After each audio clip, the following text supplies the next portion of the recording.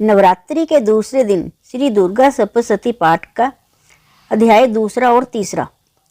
आज की इस वीडियो में आप देखेंगे देवताओं के तेज से देवी का प्रादुर्भाव और महिषासुर की सेना का वध। ओम मध्यम चरित्र के विष्णु ऋषि महालक्ष्मी देवता उष्ण छंदमसा कंबरी शक्ति दुर्गा बीज वायु तत्व और यजुवेश रूप है। श्री महालक्ष्मी की प्रसन्नता के लिए मध्यम चरित्र के पाठ में इसका विनियोग है। ध्यान। मैं कमल के आसन पर बैठी हुई प्रसन्न मुख वाली महिषासुर मर्दिनी भगवती महालक्ष्मी का भजन करती हूँ, जो अपने हाथों में अक्षमाला, फरसा, गदा, बाण, वर्ज, बद्ध, धनुष, कुंडिका, दंड, शक्ति, खड़ग, ढाल, शंख, घंटा, मधुपात्र, शूल, पास और चक्कर धारण करती है। ऋषि कहते हैं, पूर्व काल में देवताओं और असुरों में पूरे 100 वर्षों तक घोर संग्राम हुआ था। उसमें असुरों का स्वामी महिषासुर था और देवताओं के नायक इंद्र थे। उस युद्ध में देवताओं की सेना महाबली असुरों से परास्त हो गई। संपूर्ण देवताओं को जीतकर महिषासुर इंद्र बन बैठा। तब पराजित देवता प्रजापति ब्रह्मा जी को आगे करके उस स्थान पर गए जहाँ भगवान शंकर और विष्णु जी विराजमान थे। देवताओं के आने महिषासुर के पराक्रम तथा अपनी पराजय का यथावंत वृत्तांत उन दोनों देव ऋषियों से विस्तार पूर्वक कह सुनाया। वे बोले, भगवान महिषासुर सूर्य, इंद्र, अग्नि, वायु, चंद्रमा, यम, वरुण तथा अन्य देवताओं के भी अधिकार छीनकर स्वयं ही सबका अधिष्ठाता बना बैठा है। उस दुरात्मा महिष ने समस्त देवताओं को स्वर्ग से निकाल दिया है। अब मैं मनुष्यों की भांति पृथ्वी पर विचरते हैं। दैत्यों की सारी करतूत हमने आप लोगों से कह सुनाई है। अब आपकी शरण में आए हैं, उसके वध का कोई उपाय सोचिए। इस प्रकार देवताओं के वचन सुनकर भगवान विष्णु और शिव ने दैत्यों पर बड़ा क्रोध किया। उनकी भौहें तन गई और मुंह टेढ़ा हो गया। तब अत्यंत कोप से भरे हुए चक्कर पानी श्री विष्णु के मुख से एक महान तेज प्रकट हुआ। इसी प्रकार ब्रह्म, शंकर, इंद्र आदि अन्य देवताओं के शरीर से भी बड़ा भारी तेज निकला। वह सब मिलकर एक हो गए। महान तेज का वह पुंज जल मान पर्वत सा बन पड़ा। देवताओं ने देखा, वहाँ उसकी ज्वालाएं संपूर्ण दिशाओं में व्याप्त हो रही थी। संपूर्ण देवताओं के शरीर से प्रकट हुई उस तेज की कहीं तुलना नहीं थी। एकत्रित होने पर वह एक नारी के रूप में परिणय हो गया और अपने प्रकाश से तीनों लोकों में व्याप्त जान पड़ा। भगवान शंकर का जो तेज था, उससे उस देवता का मुख प्रकट हुआ। यमराज के तेज से उसके सिर में बाल निकल आए। श्री विष्णु भगवान के तेज से उसकी भुजाएं उत्पन्न हुई। चंद्रमा के तेज से दोनों सतनों का और इंद्र के तेज से मध्य भाग का प्रादुर्भाव हुआ। वरुण के तेज से जगह पिंडली तथा पृथ्वी के तेज से नितंब भाग प्रकट हुआ। ब्रह्मा के तेज से दोनों चरण, सूर्य के तेज से उनकी अंगुलियां हुई, वसु के तेज से हाथों की अंगुलियां और कुबेर के तेज से नासिका प्रकट हुई। उस देवी के दांत प्रजापति के तेज से, तीनों नेत्र अग्नि के तेज से प्रकट हुए। उसकी भौहें संध्या के और कान वायु के तेज से उत्पन्न हुए थे। इसी प्रकार अन्याय देवताओं के तेज से भी उस कल्याणमयी देवी का आविर्भाव हुआ। तदंतर समस्त देवी देवताओं तेज पुंज से प्रकट हुई देवी को देखकर महिषासुर के स्थायी हुए देवता बहुत प्रसन्न हुए। पिनाकधारी भगवान शंकर ने अपने शूल से एक शूल निकालकर उन्हें दिया। फिर भगवान विष्णु ने भी अपने चक्कर से चक्कर उत्पन्न करके भगवती को अर्पण किया। वरुण ने भी शंख भेंट किया। अग्नि ने उन्हें शक्ति दी। वायु ने धनुष तथा बाण से भरे हुए 2 तरकस प्रदान किए। सहस्त्र नेत्रों वाले देवराज इंद्र ने अपने वर्ज से वर्ज उत्पन्न करके दिया और ऐरावत हाथी से उतार कर एक घंटा भी प्रदान किया। यमराज ने काल दंड से दंड, वरुण के पास प्रजापति ने स्फटिक काक्ष की माला तथा ब्रह्मा जी ने कमंडलू भेंट किया। सूर्य ने देवी के समस्त रोमकूप में अपनी किरणों का तेज भर दिया। काल ने उन्हें चमचमाती हुई ढाल तलवार दी। कसीर समुद्र ने उज्ज्वल हार तथा कभी जीर्ण न होने वाले 2 दिव्य वस्त्र भेंट किए। साथ ही उन्होंने दिव्य चूड़ामणि, 2 कुमंडल, कड़े, उज्ज्वल अर्धचंद्र, सब बाहुओं के लिए केयूर, दोनों चरणों के लिए निर्मल नुपुर, गले की सुंदर हंसली, सब अंगुलियों में पहनने के लिए रत्नों की जड़ी हुई अंगूठियां भी दी। विश्वकर्मा ने उन्हें अत्यंत निर्मल फरसा भेंट किया। साथ ही अनेक प्रकार के अस्त्र और अभेद कवच दिए। इनके सिवा मस्तक और वक्ष स्थल पर धारण करने के लिए कभी ना कुम्हलाने वाले कमलों की मालाएं दी। जल्दी ने उन्हें सुंदर कमल का फूल भेंट किया। हिमालय ने सवारी के लिए सिंह तथा भांति भांति के रत्न समर्पित किए। धन अध्यक्ष कुबेर ने मधु से भरा हुआ पान पात्र दिया तथा संपूर्ण नागों के राजा शेष ने जो इस पृथ्वी को धारण करते हैं उन्हें बहुमूल्य मणियों से विभूषित किया, नागहार भेंट किया। इसी प्रकार अन्य देवताओं ने भी आभूषण और अस्त्र शस्त्र देकर देवी का सम्मान किया। तत्पश्चात उन्होंने बारंबार अट्टहास पूर्वक उच्च स्वर से गर्जना की। उनके भयंकर नाद से संपूर्ण आकाश गूंज उठा। देवी का वह अत्यंत उच्च स्वर से किया हुआ सिंहनाद कहीं समा ना सका। आकाश उसके सामने लघु प्रतीत होने लगा। उससे बड़े जोर की प्रतिध्वनि हुई जिससे संपूर्ण विश्व में हलचल मच गई और समुद्र कांप उठे, पृथ्वी डोलने लगी, समस्त पर्वत हिलने लगे। उस समय देवताओं ने अत्यंत प्रसन्नता के साथ सिंह वाहिनी भवानी से कहा, देवी तुम्हारी जय हो। साथ ही महर्षियों ने भक्ति भाव से विनम्र होकर उनका सत्वन किया। संपूर्ण त्रिलोकी को कुशोभग्रस्त देखकर दैत्यगण अपनी समस्त सेना को कवच आदि से सुसज्जित कर हाथों में हथियार ले सहसा उठकर खड़े हो गए। उस समय महिषासुर ने बड़े क्रोध में आकर कहा, यह क्या हो रहा है। फिर वह संपूर्ण असुरों से घिरकर उस सिंहनाद की ओर लक्ष्य करके दौड़ा और आगे पहुंचकर उसने देवी को देखा जो अपनी प्रभा से तीनों लोकों को प्रकाशित कर रही थी।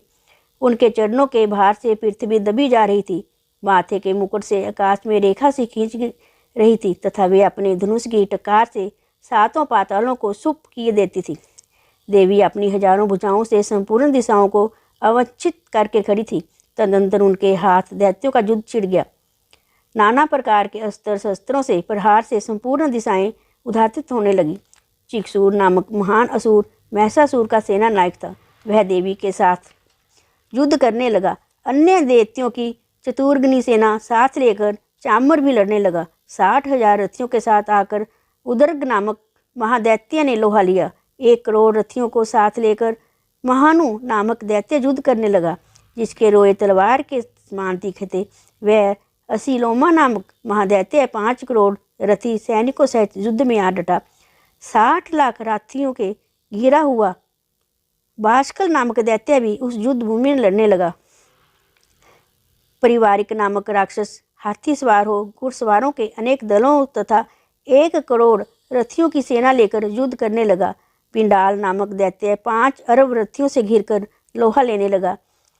इनके अतिरिक्त और भी हजारों महादैत्य रथ, हाथी और घोड़ों की सेना लेकर साथ साथ वहाँ देवी के साथ युद्ध करने लगे। स्वयं महिषासुर उस रणभूमि में कोटि कोटि शस्त्र रथ, हाथी, घोड़ों की सेना के साथ घिरा हुआ खड़ा था। वे दैत्य देवी के साथ तोमर, भिंदीपाल, शक्ति, मूसल, खड्ग, परशु और पटिश आदि अस्त्र शस्त्रों का प्रहार करते हुए युद्ध कर रहे थे। कुछ दैत्यों ने उन पर शक्ति का प्रहार किया, कुछ लोगों ने पास फेंके तथा कुछ दूसरे दैत्यों ने खड्ग प्रहार करके देवी को मार डालने का प्रयोग किया। देवी ने भी क्रोध में भरकर खेल खेल में ही अपने अस्त्र शस्त्र की वर्षा करके दैत्यों के वे समस्त अस्त्र शस्त्र काट डाले। उनके मुख पर परिश्रम या थकावट का नामो निशान भी नहीं था। देवता और ऋषि उनकी स्तुति करते थे और वे भगवती परमेश्वरी के दैत्यों के शरीर पर अस्त्र शस्त्रों की वर्षा करती रही। देवी का वाहन सिंह भी क्रोध में भरकर गर्दन के बालों को हिलाता हुआ असुरों की सेना में इस प्रकार बीचने लगा मानो वनों में दावानल फैल रहा हो। रणभूमि में दैत्यों के साथ युद्ध करती हुई अंबिका देवी ने जितने भी नीच सवार छोड़े वे सभी तत्काल सैकड़ों हजारों गणों के रूप में प्रकट हो गए और परशु, भिंदीपाल, खड्ग तथा पट्टिस आदि अस्त्रों द्वारा असुरों का सामना करने लगे। देवी की शक्ति से घिरे हुए वे गण असुरों का नाश करते हुए नगाड़ा, शंख आदि बाजे बजाने लगे। उस संग्राम महोत्सव में कितने ही गण मुर्दल बजा रहे थे। तदंतर देवी ने त्रिशूल से, गदा से, शक्ति की वर्षा से और खड्ग आदि से सैकड़ों महादैत्यों का संहार कर डाला। कितनों को घंटे के भयंकर नाद से मूर्छित करके मार गिराया। बहुतेरे दैत्यों को पास से बांधकर धरती पर घसीटा। कितने ही दैत्य उनकी तीखी तलवार की मार से 2-2 टुकड़े हो गए। कितने ही गदा की चोट से घायल हो धरती पर सो गए। कितने ही मूसल की मार से अत्यंत आहत होकर रकत वमन करने लगे। कुछ दैत्य सूल से छाती फट जाने के कारण पृथ्वी पर ढेर हो गए। उस रण भूमि में बाण समूहों की वृष्टि से कितने ही असुरों की कमर टूट गई। बाज की तरह झपटने वाले देवी पीड़क दैत्यगण अपने प्राणों से हाथ धोने लगे। किन्हीं की बाहें छिन गई, कितनों की गर्दनें कट गई, कितने ही दैत्यों के मस्तक कटकर गिरने लगे। कुछ लोगों के शरीर मध्य भाग में ही टुकड़े टुकड़े हो गए। कितने ही महादैत्य जागे कट जाने से पृथ्वी पर गिर पड़े। कितनों को ही देवी ने एक बाह, एक पैर और एक नेत्र वाले करके 2 टुकड़ों में चीर डाला। कितने ही दैत्य मस्तक कट जाने पर भी गिरकर फिर उठ जाते। केवल धड़ के ही रूप में अच्छे अच्छे हथियार हाथ में लेकर देवी के साथ युद्ध करने लगे। दूसरे कंध युद्ध के बाजू की तरह ले पर नाचने लगे। कितने ही बिना सिर के धड़ हाथों में खड़ग, शक्ति और रिष्टि लिए दौड़ते थे तथा दूसरे महादैत्य ठहरो ठहरो कहते हुए देवी को युद्ध के लिए ललकारते थे। जहाँ वह घोर संग्राम हुआ था वहाँ की धरती देवी के गिराए हुए रथ, हाथी, घोड़े और असुरों की लाशों से ऐसे पटी पड़ी थी कि वहाँ चलना फिरना असंभव हो गया। दैत्यों की सेना में हाथी, घोड़े, असुरों के शरीरों से इतनी अधिक मात्रा में रक्त निकला कि थोड़ी ही देर में वहाँ खून की बड़ी बड़ी नदियाँ बहने लगी। जगदम्बा ने असुरों की विशाल सेना को क्षण भर में ही नष्ट कर डाला। ठीक उसी तरह जैसे त्रिशन और काठ के भारी ढेर को आग कुछ ही क्षणों में भस्म कर देती है, और वह सिंह भी गर्दन के बालों को हिला हिलाकर जोर जोर से गर्जना करता हुआ दैत्यों के शरीर से मानो उनके प्राण चूने लेता था। वहाँ देवी के गणों ने भी उस महादैत्यों के साथ ऐसा युद्ध किया जिससे आकाश में खड़े हुए देवतागण उन पर बहुत संतुष्ट हुए और फूल बरसाने लगे। दूसरा अध्याय जहाँ समाप्त हुआ शुरू कर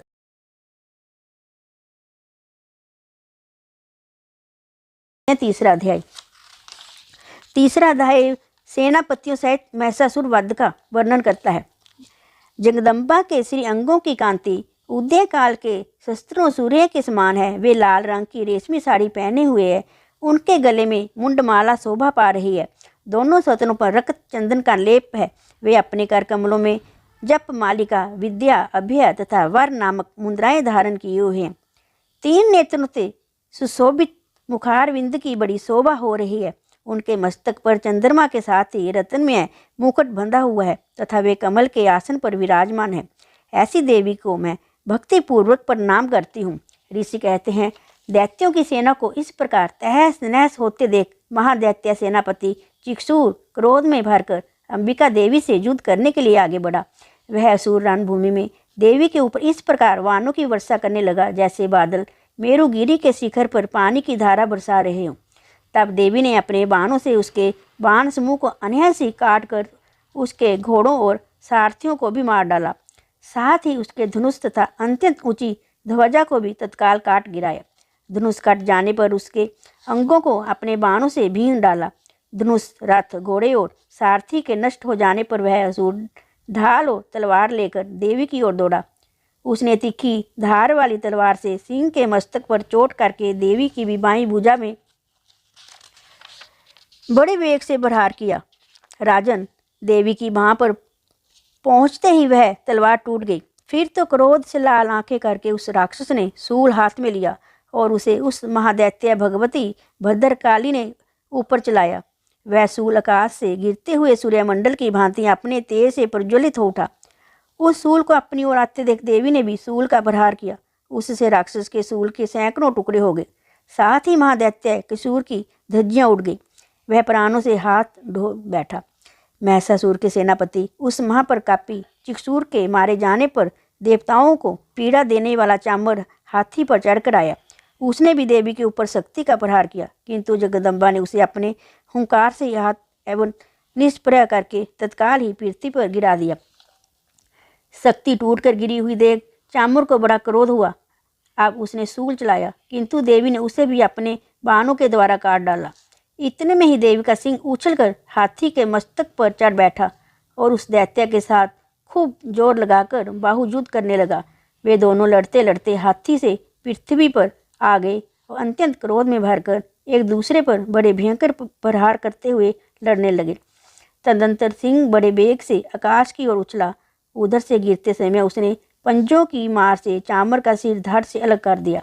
इसी प्रकार शीला और पक्ष आदि की मार खाकर रणभूमि में देवी के हाथ से मारा गया तथा कराल भी दांतों, मुक्कों और थप्पड़ों की चोट से धराशायी हो गया। क्रोध में भर देवी ने गदा की चोट से उद्धत का कचूमर निकाल डाला, भिंदी पाल से वास्क को तथा बाणों से ताम्र और अंधक को मौत के घाट उतार दिया। 3 नेत्रों वाली परमेश्वरी ने त्रिशूल से उग्रवीर तथा महामनु नामक दैत्यों को मार डाला। तलवार की चोट से बिडाल के मस्तक को धर्म से काट गिराया। धुरधर और दुर्मुख इन दोनों को भी अपने प्राणों से यमलोक भेज दिया। इस प्रकार अपनी सेना का संहार होता देख महिषासुर ने भैंसे का रूप धारण करके देवी के गणों को त्रास देना शुरू किया। किन्हीं को थुथुन से मारकर, किन्हीं के ऊपर खूरों का प्रहार करके, किन्हीं को पूंछ से चोट पहुंचाकर, कुछ को सींगों से मारकर, कुछ गणों को वेग से, किन्हीं को सिंहनाद से, कुछ को चक्कर देकर और कितनों को ही निश्वास बाजू के झोंके से धराशायी कर दिया। इस प्रकार गणों को सेना को गिरकर वह असुर महादेवी के सिंह को मारने के लिए झपटा। इससे जगदम्बा को बड़ा क्रोध हुआ। उधर महाप्रकारमी महिषासुर भी क्रोध में भरकर धरती को खूरों से खोदने लगा तथा अपने सींगों से ऊंचे ऊंचे पर्वतों को उठाकर फेंकने और गरजने लगा। उसके वेग से चक्कर देने के कारण पृथ्वी कुसुम होकर फटने लगी। उसकी पूंछ से टकराकर समुद्र तब सब ओर से धरती को डुबोने लगा। हिलते हुए सिंहों के आघात से विदीर्ण होकर बादलों के भी टुकड़े टुकड़े हो गए। उसके श्वास की प्रचंड बाजू के वेग से उड़े हुए सैकड़ों पर्वत आकाश में गिरने लगे। इस प्रकार क्रोध भरे हुए उस महादैत्य को अपनी ओर आता देख चंडिका ने उसका वध करने के लिए महान क्रोध किया। उन्होंने पास फेंककर उस महान असुर को बांध लिया। उस महासंग्राम में बंध जाने पर उसने भैंसे का रूप त्याग दिया और तत्काल सिंह के रूप में प्रकट हो गया। उस अवस्था में जगदम्बा जो ही उसका मस्तक काटने के लिए तैयार हुई, जो ही वह खड्गधारी पुरुष के रूप में दिखाई देने लगा, तब देवी ने तुरंत ही बाणों की वर्षा करके ढाल और तलवार के साथ उस पुरुष को भी बीन डाला। इतने में ही वह महान गजराज के रूप में परिणामित हो गया तथा अपनी सूंड से देवी के विशाल सिंह को खींचने और गरजने लगा। खींचते समय देवी ने तलवार से उसकी सूंड काट डाली। तब उस महादैत्य ने पुनः भैंसे का रूप धारण कर लिया और पहले की ही भांति चराचर प्राणियों सहित तीनों लोगों को व्याकुल करने लगा। तब क्रोध में भरी हुई जगदम्बा चंडिका बार बार उत्तम मधु का पान करने और लाल आंखें करके हंसने लगी। उधर वह बल और पराक्रम के मद से उन्मत्त हुआ राक्षस गर्जने लगा और अपने सींगों से चंडी के ऊपर पर्वतों को फेंकने लगा। उस समय देवी अपने बाणों के समूहों से उसके फेंके हुए पर्वतों को चूर्ण करती हुई बोली। बोलते समय उनका मुख मधु के मद से लाल हो रहा था और वाणी लड़खड़ा रही थी। देवी ने कहा, ओ मूढ़, मैं जब तक मधु पीती हूँ तब तक तू किशन भर के लिए खूब गर्ज ले। मेरे हाथों से यही तेरी मृत्यु हो जाने पर अब शीघ्र ही देवता भी गर्जना करेंगे। ऋषि कहते हैं, यूँ कहकर देवी उछली और उस महादैत्य के ऊपर चढ़ गई। फिर अपने पैर से उसे दबाकर उन्होंने सूल से उसके कंठ में जख्म किया। उनके पैर से दबा होने पर महिषासुर अपने मुख से दूसरे रूप में बाहर होने लगा। अभी आधे शरीर से ही वह बाहर निकलने पाया था कि देवी ने अपने प्रभाव से उसे रोक दिया। आधा निकला होने पर भी वह महादैत्य देवी से युद्ध करने लगा। तब देवी ने बहुत बड़ी तलवार से उसका मस्तक काट गिराया। फिर तो हाहाकार करती हुई दैत्यों की सारी सेना भाग गई तथा संपूर्ण देवता अत्यंत प्रसन्न हो गए। देवताओं ने दिव्य महर्षियों के साथ दुर्गा देवी का स्तवन किया। गंधर्वराज गाने लगे तथा अप्सराएं नृत्य करने लगी। दुर्गा सप्तशती का तीसरा अध्याय यही विराम होता है। अब शुरू करेंगे अगले अध्याय में चौथा अध्याय।